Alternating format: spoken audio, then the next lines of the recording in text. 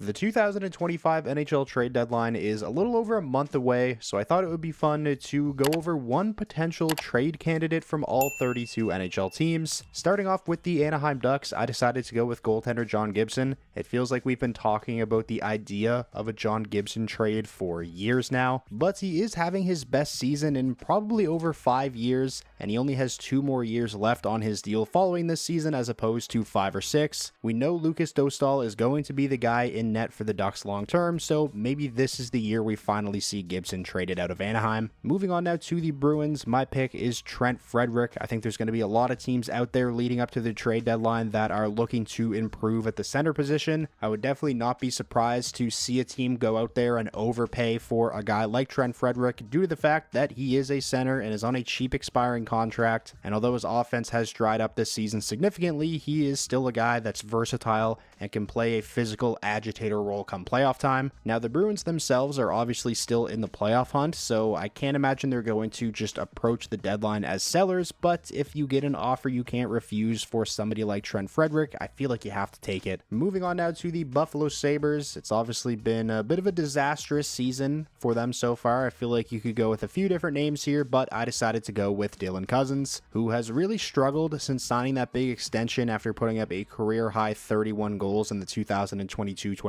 season. The trade speculation surrounding Dylan Cousins has seemed to die down a little bit over the last few weeks, but it wasn't all that long ago that Elliot Friedman reported that the Red Wings and Sabres were talking, and Dylan Cousins' name came up in conversation, and Elliot also said that he actually had some sources telling him that they believed a trade was imminent. Obviously, something happened and a deal was never finalized, but I still feel like there's a pretty strong chance we see Dylan Cousins traded at some point between now and the deadline, whether that is to Detroit or somewhere else. Moving on now to the Calgary Flames, I decided to go with Andrei Kuzmenko, who has vastly underperformed this season. Just 2 goals in 33 games. His ice time is down compared to last season. He's been healthy scratched, but this is still a guy who scored a total of 61 goals throughout his first 2 NHL seasons, so I don't think it's too crazy to believe that there could be a team out there willing to take a chance on him at a retained price. Moving on now to the Hurricanes, I'm going with Jesperi Kotkaniemi as their most likely trade candidate. Elliot Friedman reported that the Hurricanes are one of the teams, along with the New York Rangers, that have permission to talk with JT Miller and that they have emerged as one of the favorites to land him. And if that were to happen, you have to imagine a guy like Jesperi Kotkaniemi would almost certainly have to be included in a package going back to Vancouver just to make the money work. Moving on now to the Blackhawks, I decided to go with Philip Kurashev as their most likely trade candidate. He has been a healthy scratch more often than not recently, has just 7 points in 32 games this season compared to last season where he finished second on the Blackhawks in scoring with 54 points in 75 games. He's a restricted free agent at the end of the season, is obviously not having the contract year I'm sure he was hoping for, so that's a guy I could definitely see wanting a change of scenery. I struggled to pick a player for the Avalanche. We've seen them already make a couple of trades this season, bringing in Scott Wedgwood and Mackenzie Blackwood. I decided to go with Josh Manson, not because he's a player that I think Colorado is actively looking at trading, but more so because the Avalanche are a team that are tight to the salary cap, and if they want to go out and make another big splash, they would likely have to shed some salary, and I feel like Josh Manson and his $4.5 million cap hit would be one of their most logical options if that were to happen. Moving on now to the Blue Jackets, I decided to go with defenseman Ivan Provorov, who's in the final year of his contract with a cap hit of $6.75 million. Provorov is actually having a pretty solid season with the Blue Jackets, and right shot defensemen who can play top 4 minutes are highly coveted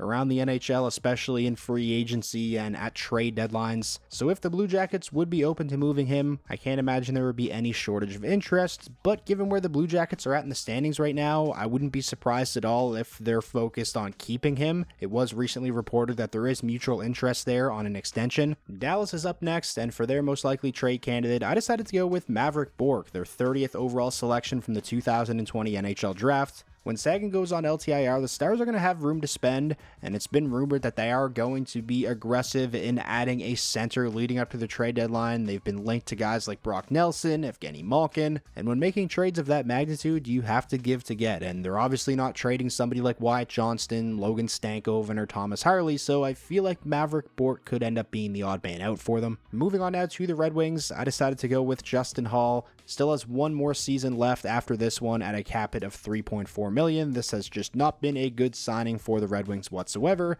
and it's a contract that I think Steve Yzerman will be looking to get out from under of sooner rather than later. Moving on now to the Oilers, I'm going with Jeff Skinner. This is a signing that I was wrong about. In the offseason, I said that this was one of the best value signings of the summer, but Jeff Skinner really just has not worked out in Edmonton. Just 7 goals in 43 games. He's been a healthy scratch quite a bit recently, so I definitely think it makes sense for the Oilers to dangle him as a trade chip leading up to the deadline, although he does have a no trade clause, so that kind of throws a wrench into things. Moving on now to the Panthers, I'm going with Adam Boqvist as their most likely trade candidate. He's somebody that I predicted to have a breakout year. He got the opportunity to start the season quarterbacking Florida's power play unit, but unfortunately for Boqvist, he never stuck in that role, and for the most part hasn't even been a regular in their lineup this season, appearing in just 18 games. But given the fact that Boqvist is still just 24 years old, is on a very cheap 1-year contract, and obviously possesses a lot of offensive skills, I wouldn't be surprised at all if there's a team out there wanting to take him off Florida's hands. Moving on now to the LA Kings, I decided to go with defenseman Kyle Burroughs as their most likely trade candidate, with Drew Doughty returning to the lineup soon, and Jordan Spence and Brant Clark having strong seasons on the right side. It makes sense that Kyle Burroughs is going to be the odd man out, so it wouldn't surprise me to see the LA Kings look to move on from him in his contract, as he does have a cap of $1.1 million and is signed at that number through next season as well. Moving on now to the Wild, similar to Colorado, I kind of struggled to pick a player here. Minnesota doesn't really have a whole lot of cap or roster flexibility, but I didn't want to skip out on any teams. I wanted to make sure I picked at least one player for every team, even if it is a little bit less realistic than some others. So for Minnesota, I just decided to go with Zach Bogosian. When it comes to the right side of Minnesota's blue line, we know the top 4. It's Jared Spurgeon, it's Brock Faber. But they also went out and traded for David Jiricek earlier this season, who plays the right side. So I could see them wanting to clear up a spot for Jiricek to start getting consistent NHL minutes, and maybe they could do that by moving out a guy like Zach Bogosian, who plays the right side and is still signed through next season. Moving on now to the Canadiens, I decided to go with Jake Evans here. Similar to what I said earlier in the video about Trent Frederick, I could see a lot of teams out there willing to overpay for a guy like Jake Evans, who is having the best season of his career, plays the center position, and is on a cheap expiring deal. I know there's a lot of Canadiens fans that don't want him to be traded. He's been super clutch for Montreal all season long, and I wouldn't be surprised if they hang on to him so he's around to help for them push for the playoffs down the stretch. But at the same time, if the Canadiens don't think they can get an extension done, it might make the most sense for them just from an asset management standpoint to cash in now while his value is at an all-time high. Next up, we have Nashville, who have obviously had a pretty brutal season. Although they've been hot recently, winning 5 straight, they're still a long shot to make the playoffs and will likely be sellers at the deadline. I decided to go with Gustav Nyquist as their most likely trade candidate. He's on an expiring deal. His offense has dried up significantly from where he was at last season, where he put up a career-high 75 points, but I could definitely still see him being a hot commodity for contending teams looking to add some scoring punch to the middle 6. Moving on now to the New Jersey Devils, I'm going with Dawson Mercer as their most likely trade candidate. After putting up a career-high 27 goals and 56 points in his sophomore season, he's really struggled to take that next step. He's obviously still a very useful player, but at a cap of $4 million, he's definitely a guy that I could see the New Jersey Devils be willing to part with if they're going to go big game hunting, say for an example in a JT Miller trade, because they're another team that has been rumored to be in on him. The Islanders are up next. This is an easy one. It's got to be Brock Nelson. This season hasn't gone the way the Islanders would have hoped. They are second last in the Eastern Conference, and although they're not completely out of the playoff race because the rest of the conference or the rest of the teams fighting for wildcard spots are pretty mid, but even with that being said, especially considering the Islanders are a team that don't really have the greatest prospect pool, I think it would be in their best interest to trade a guy like Brock Nelson, who would likely be one of the best rentals available at the deadline and probably fetch the Islanders a really nice return. Moving on now to the Rangers, I'm going with Ryan Lindgren as their most likely trade candidate. He's in the final year of his contract, a cap of $4.5 million. Throughout the majority of his career, he has been stapled to a pairing with Adam Fox, and for the most part, he's done well in that role, but this season that hasn't really been the case, and Adam Fox has actually done a lot better when he's been separated from Ryan Lindgren. Like I mentioned earlier in the video, the Rangers are one of the 2 teams that have been granted permission to talk to JT Miller, and there's been a lot of talk of Ryan Lindgren potentially going to Vancouver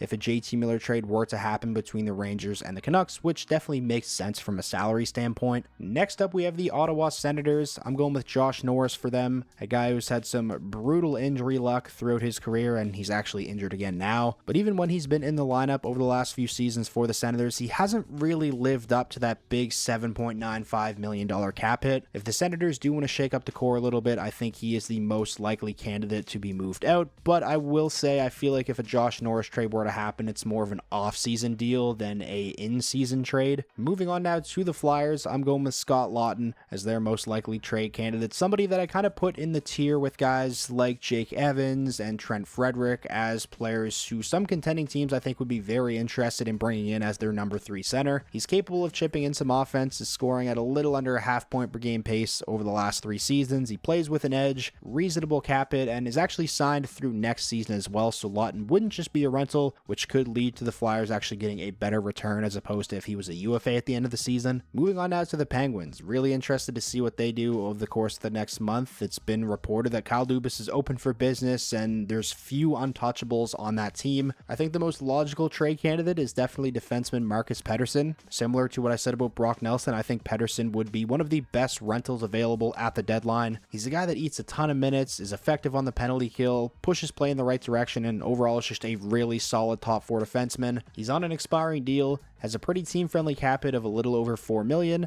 I think Pittsburgh is going to be looking at a really nice return for Marcus Pettersson if/when he's traded. Moving on now to the Sharks, I'm going with Mikael Granlund, who has been unbelievable since coming to San Jose. And honestly, I feel like if the Sharks don't get an insane trade offer for him, that they should actually try to keep him around and extend him to a 3 or 4 year deal. I know he doesn't really fit the timeline of their rebuild at 32 years old, but even rebuilding teams need those veteran players to help guide the young guys in the right direction, and I really feel like having somebody like Mikael Granlund playing the tough number 1 center minutes has helped ease Macklin Celebrini into the NHL. Next up, we have the Seattle Kraken, and I'm definitely going with Yanni Gourde here. Another player I feel like you can put in that tier with guys like Jake Evans, Trent Frederick, and Scott Laughton as somebody who would make a really good number 3 center on contending teams, and I actually feel like Yanni Gourde is the best of all those players. I mean, we've already seen the guy win back-to-back Stanley Cups as a number 3 center, as a key contributor. He's a proven playoff performer, great penalty killer, tenacious forechecker, strong 200-foot game. Even though his cap hit is a bit high at a little over $5.1 million, he should still be able to fetch the Kraken a really nice return in a trade, especially if they're willing to retain salary. Moving on now to the Blues, I'm going with Brendan Saad here, who's having a rough year, just 7 goals in 41 games. That is the lowest goals per game pace in a season in his career so far. He's still signed through next season at a cap hit of $4.5 million. If the Blues want to shake things up, he's definitely somebody I could see them looking to move. Moving on now to the Lightning. This is another team I sort of struggle with. I kind of went with a lame answer here, but I went with Connor Sherry, who is still signed through next season at a cap hit of $2 million, but is currently buried in the minors. He's played the majority of this season in the AHL with the exception of 4 games. Just hasn't really worked out for him in Tampa Bay, but maybe a team out there looking for some depth scoring would be willing to take a chance on him. I mean, he's not all that far removed from a 15-goal, 37-point season. Next up, we have the Toronto Maple Leafs, and I decided to go with Nick Robertson here. Another one of those players where it kind of feels like we've been talking about the idea of him being traded for years, and it just hasn't happened yet. He's gotten pretty consistent minutes in the NHL this season, but underwhelming results with just 8 goals and 12 points in 41 games. I feel like it's only a matter of time before he gets a change of scenery. Moving along now to Utah, I'm going with Nick Bjugstad here, somebody who has been traded at the trade deadline in the past, and I wouldn't be surprised to see it happen again this season. He's on a cheap expiring deal, has played a much smaller role this season with Utah compared to last season with Arizona, but in my opinion, still a really effective bottom 6 forward, and a guy that I think would be an intriguing ad for a lot of contending teams. The Vancouver Canucks are up next. No surprise here, JT Miller is definitely their most likely trade candidate. It's not a matter of are they going to trade him at this point, it's a matter of when and where and for what. The Golden Knights are another team that I kind of struggle with. They don't really have a lot of cap flexibility. I don't think they're going to be very active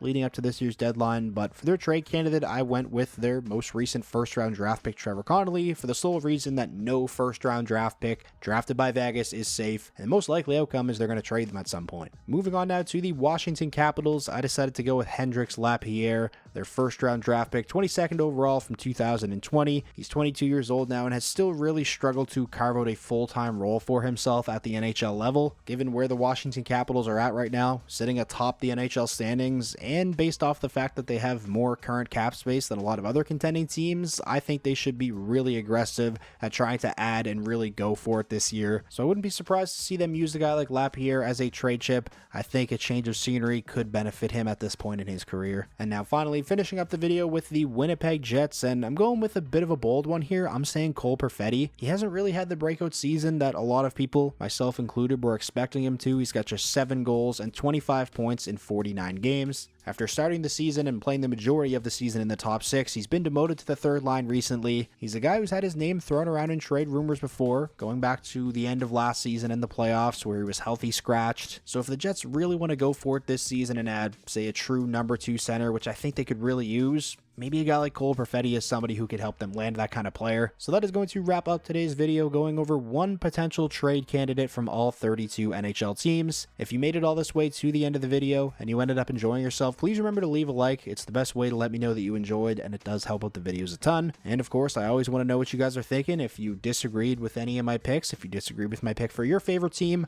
let me know who you would have chose down below in the comments. And most importantly, if this was your first time checking out the channel and you want more NHL content just like this all year round, be sure to hit that subscribe button, and I will talk to you all again soon.